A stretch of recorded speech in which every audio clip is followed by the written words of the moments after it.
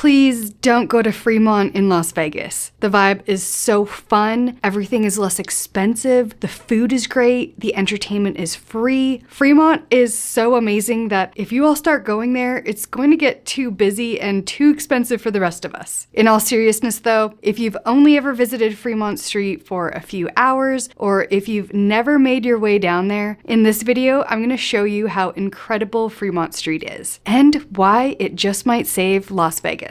I don't know about you, but if you've been going to Vegas for a while or recently visited, you're probably starting to notice that you're getting fleeced at every turn. Things are more expensive every year. There's fewer happy hours. Free drinks seem to be non-existent. There's 2+ hour lineups at hotel check-ins, ridiculous table minimums, shows are prohibitively expensive. I could go on. Honestly, it makes me never want to visit the Strip again. So that's why on our last trip, we spent our entire 4 days in Las Vegas solely in the Fremont area and downtown. We stayed 2 nights at the Plaza and 2 nights at the Circa. Not once did we hit the Strip, and we didn't miss it at all. We've stayed downtown a couple of times before, but usually just 1 or 2 nights as part of a larger trip. Hotel prices are more reasonable, some of them have amazing pools, many hotel rooms have mini fridges, and there's an ABC store right on Fremont so you can stock up on all the essentials for cheap. There's free live music every day, everything is more compact, so less walking is required, theoretically gambling is less expensive. Again, I could go on. So if you're curious, let me show you why Fremont is the place to be in Las Vegas. First of all, here's why you should visit and what you're missing out on if you don't. Fremont Street has a more laid back and casual, less crowded vibe than the Strip. It's known for its historic charm, old-style casinos, and quirky attractions. And people.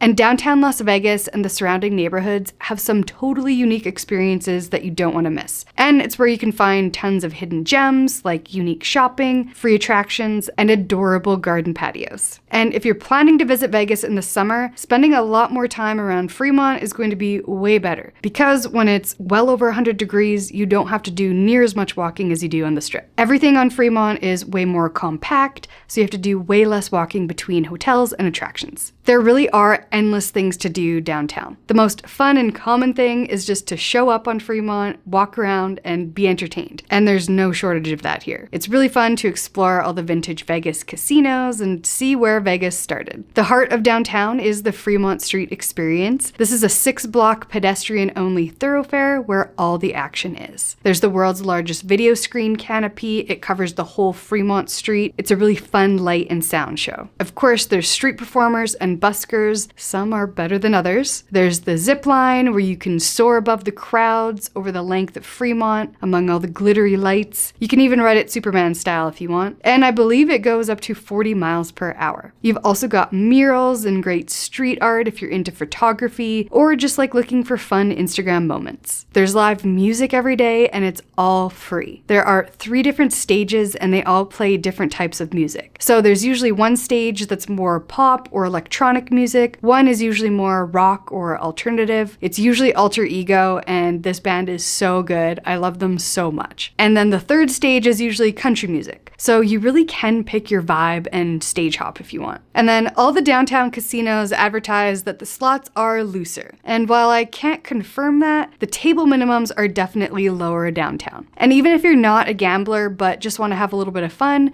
Fremont is the perfect spot to do it. I recommend checking out the D Casino. You could try the Sigma Derby. It's the mechanical horse betting game and you just play with quarters. So you could throw in 20 bucks and sit there all night. It's super fun and you always meet great people at this spot. And if you travel to Vegas for the shows, there are some really great ones downtown. We recently went to the Mike Hammer show at the Four Queens. It's a mix between a comedy and a magic show, and honestly, it was so good. We couldn't take any video while we were there, but it was only $40 and it's got a 4.8 rating on Google. It was highly entertaining and probably the best value for money show that I've seen in Vegas. We are definitely going to go back and see it again. Just a few blocks off of Fremont, there's the Mob Museum. It offers a really fascinating history lesson and glimpse into the glory days of old Vegas. At the very least, the Speakeasy Bar in the basement is also super fun to visit. Another reason we love Vegas is because the food, and there is no shortage of that downtown. So please don't limit yourself to buffets and overpriced restaurants on the Strip. You've got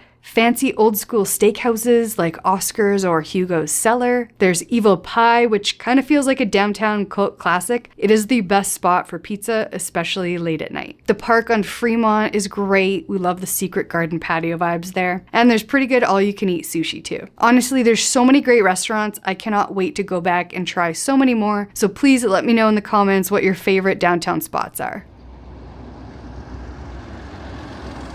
And then we also have the Fremont East District. This is becoming my new favorite area. There are so many good eateries, bars, cocktail lounges, sidewalk cafes, and ice cream shops, and more. Since there's so much good food, honestly, the best way to try it all is by joining a food tour. This way you get a guided tour of all the best spots around downtown, especially some fun and quirky off the beaten path places. And you get to try a whole bunch of different foodie spots. There's walking tours, but we also took an e-scooter foodie and mural tour, so I've left links to all of those in the description. Besides food though, there's great shopping too. I recommend visiting Ferguson's downtown. It's a vintage motel that's been converted to a local market. Think real-life Etsy stores. There's great coffee, home goods, art, lots of fun stuff. The cutest spot to get all kinds of little fun things, do little unique shopping.